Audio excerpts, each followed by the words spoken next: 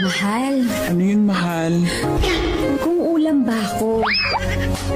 Ano ako? At bakit? Siguro, mahal, adobo ka. Kasi paborito mo? Hindi. Tulad ng adobo, may tuyo ka.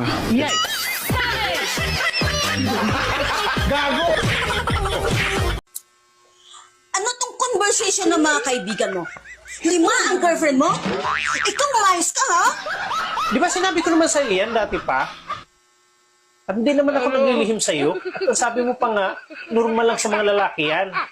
Kaya okay lang sa'yo. Tapos ngayon nagagalit ka? Wala naman tayong problema dun eh.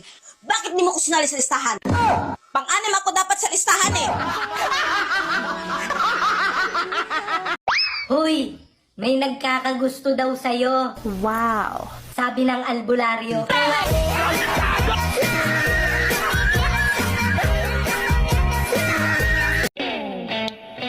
Huwag kang nakikinig sa mga sinasabi nila. Ituloy mo lang yung pangarap mo. Makukuha mo rin ako.